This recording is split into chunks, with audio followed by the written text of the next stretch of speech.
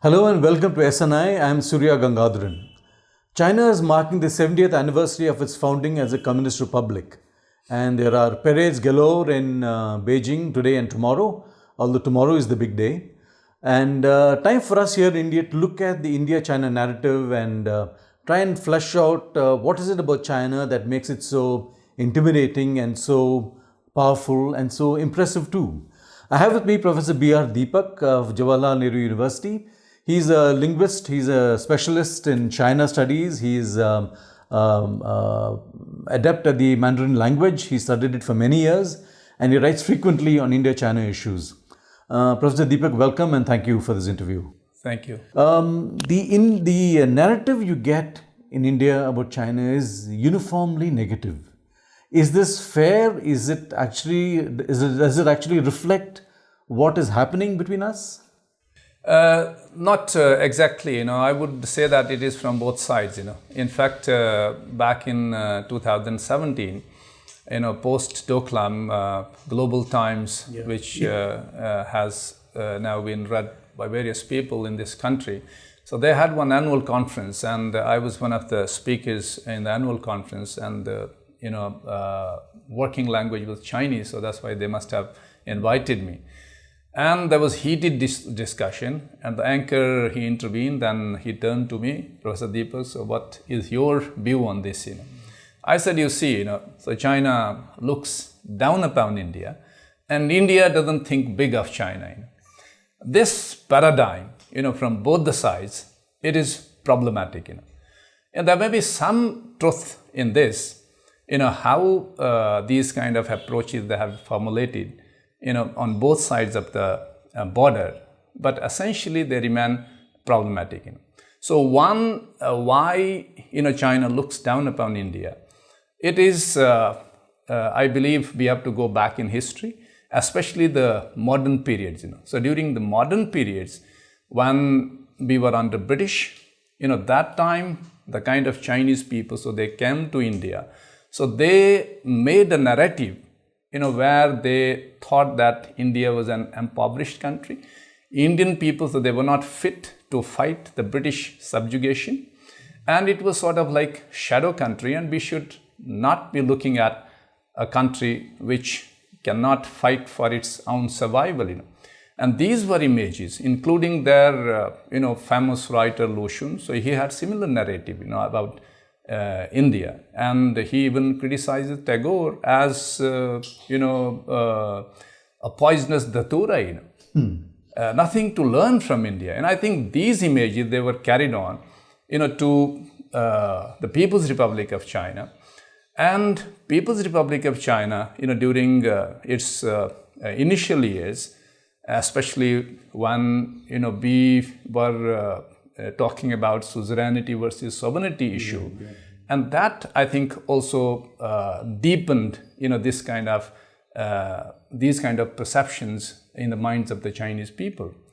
And I think we had some opportunities during, say, 50s and even 70s to resolve some of our differences. But somehow I believe we lost those opportunities. And in the last 40 years, especially, since the reforms, so China has made tremendous, achievements. I would say that, it is, only one country which has achieved so much, in the history of mankind in the shortest possible time. Sustaining a growth rate of 9%, for 40 long years, it is extremely impressive. And that is how, today's China, so when it compares India, it compares its GDP, which is 5 times larger than India.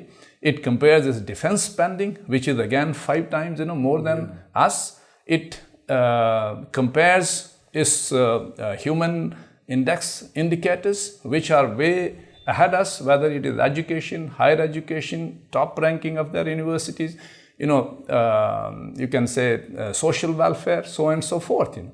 I mean, these are some of the indicators. I think the approaches with which they formulated about India during the modern history of India and China relations. And then, by this, you can say, humongous achievement which they made during the last 40 years, So the gap, it has widened to such an extent so that there is a feeling, in Chinese people, so that we are much, much ahead of, India. But I think perception, again, that's what I said, that, India doesn't think big of in China, That is also a problem in that paradigm. Because I think when we talk about our civilizational context with China, undoubtedly, India influenced it in big way, whether it was our literature, whether it was our astronomy, our mathematics, our ideas, even technology, whether sugar making technology, so on. So China learned it from us. But I think, this kind of image, it is extremely deep-rooted in the Indian mindset and believes that we were always stronger spiritually than China, and we can still, beat them as far as spiritualism is concerned. But I think during modern period also, because of maybe our connections with the British, our forces going into China, suppressing the Chinese rebellions and popular movements, that also, is the part of the problem, So, the problem of, looking down upon and not thinking big about the other, both are problematic. I think we should move away from these paradigms and realistically and constructively think about, what is doable, because China should not believe that India is a banana republic. It is a small country, as we have in the periphery. It is a big country. It is one of the emerging poles of economic growth in the world. And there is a consensus, not only within India, but outside, that within a decade, we are going to be the third largest economy in the world. So China, I think to some extent, they have also started to take us seriously. And that's how we find, Chinese enterprises making their ways to India in a big way. Now, when you talk to Chinese scholars, I was at a meeting of Chinese and Indian scholars recently, and I recall one of them saying that China does not regard India as a strategic competitor. Now, from what you have told me, there is a recognition in China that we could be a power maybe in a decade or so. But they would still like to leverage whatever power they have now to try and keep us down or at a disadvantage. How does this actually work out? Do you think they really believe we are not a competitor, or somewhere down the line there is a sense that we are a danger perhaps? I think, as far as current situation is concerned, and given the comprehensive national strength of both the countries, China really doesn't believe that we are the real competitor at this point in time. Okay. I think all their energies, they are channelized towards United States. So United States has been designated as enemy number one and the competitor number one, which I believe under present circumstances is also maybe understandable, because China has emerged as the only challenger to the existing hegemon, so that is United States of America. So their defense capabilities, even their economic orientation and the global economic dynamics, so they are, revolving around this perception. And we would have, no doubt, when we interpret their Belt and Road Initiative. Yeah. So it is also, one of the, you can say, measures to check, or I would rather say that it is a preemptive surgical strike on the American deglobalization, American protectionism, and American nativism. And China trying to, take a global stage and trying to dislodge United States narrative, from not only the region, that is Asia Pacific, but also all over the globe. And that is how we will see that, so China is increasingly taking a center stage as far as geopolitics and geoeconomics at global stage is concerned. And BRI is just one of the indicators of that. Have we correctly read the Chinese, and how do you see the manner in which we are trying to counter them? I think we have not. I would simply say we have not, because we have not built the kind of capacity we should have done in order to understand China. For example, our understanding of China's foreign policy, understanding of China's strategic affairs, understanding of China's civilization, culture, so on and so forth, it is extremely shaky, because I believe that China studies in this country, they started pretty late. Even if Tagore founded Vishwabharati in 1921, and China studies were initiated, but the discourse primarily it was civilizational. So it was only after the 1962 conflict that we started to lay emphasis on China's foreign policy, its defense, and so on and so forth. And even now, we have not built the kind of capacity we should have been building. For example, I also do a bit of translation, what Chinese scholars they're doing about India. And you won't believe that major mainstream Indian literature, it has been long translated into Chinese. Everything, from Ramayana, Mahabharata, Madhbhagavad Gita, Suradas, Ramcharitmanas, Sursagar, and Tulsidas, this Ramcharit Manas, including even today, the subaltern literature, which we find. So it all has been translated into Chinese.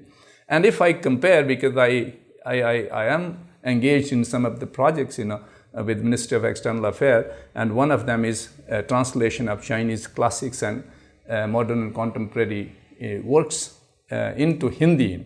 So we have selected just 25, and this is just started off now.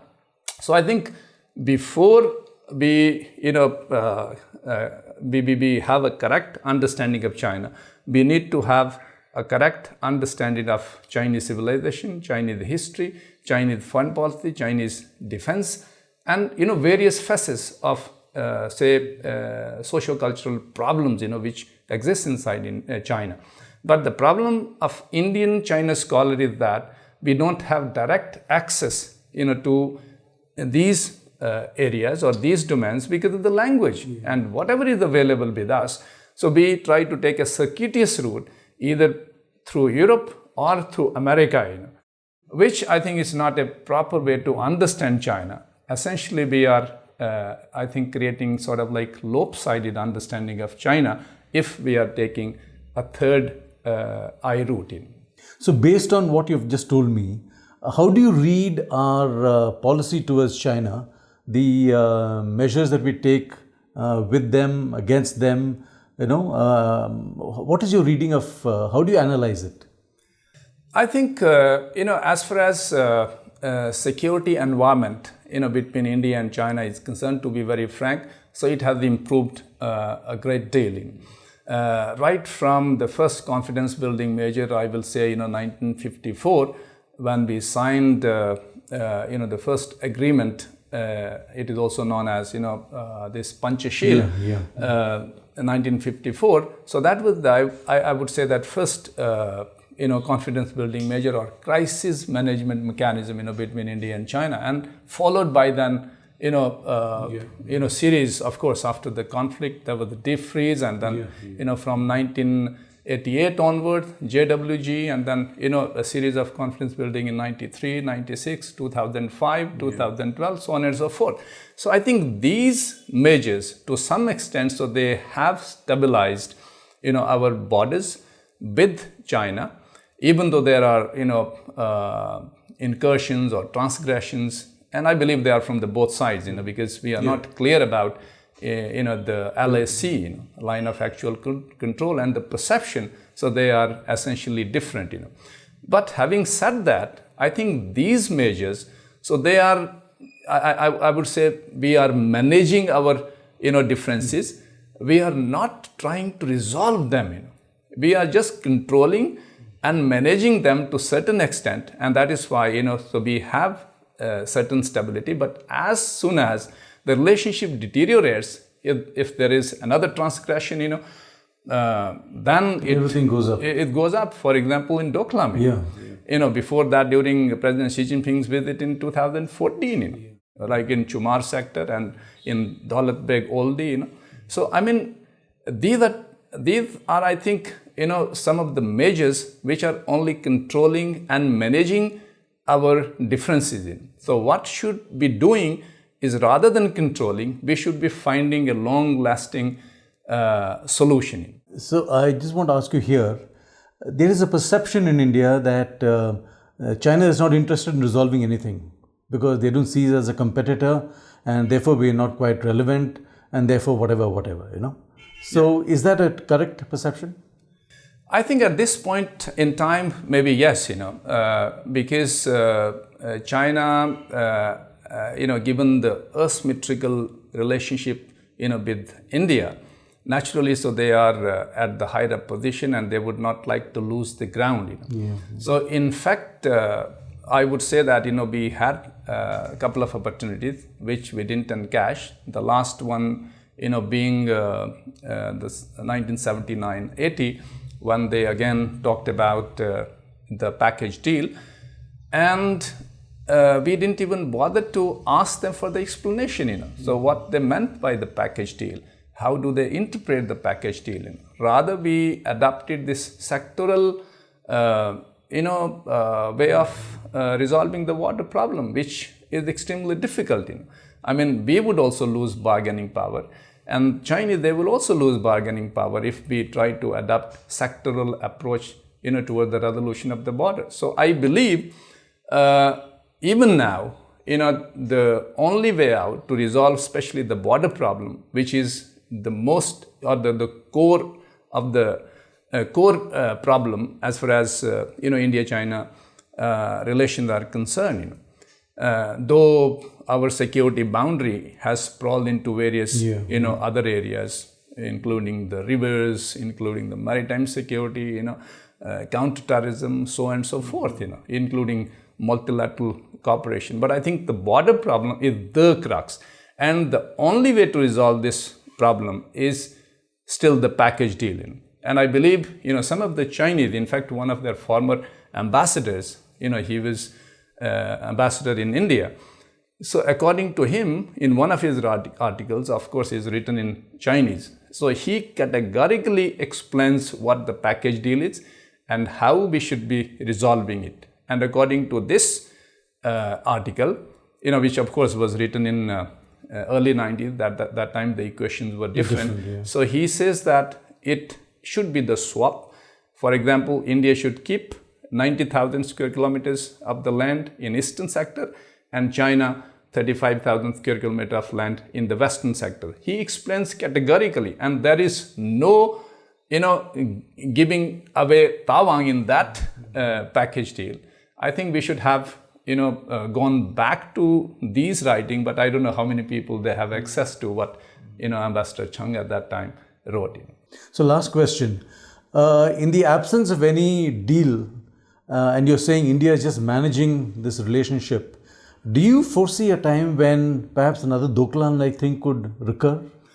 I think the possibility is always there, because LSE is not defined, and LSE is quite grey because our perception there, perceptions that differ, and especially if you see the kind of infrastructure development, which is taking place on the Chinese side of the border, whether it is western sector or middle sector, or especially nowadays eastern sector. And if you believe on these reports, the Chinese, they have even come inside Indian territory in eastern sector also, which was not heard of. So the possibility of Doklam-like, standoffs it remains. But I think at the same time, at this point in time, I think India has a sort of like advantageous position given its standing in the region and the global, the global dynamics, the way they are unfolding. For example, China's equations with the United States, they are deteriorating, and I don't think Trump is responsible for that. There are a whole lot of issues. Any American president, so he would have taken the similar steps what Trump is taking. And the way the China is challenging the US hegemony or say called the established international order. So any American president would, go in that direction.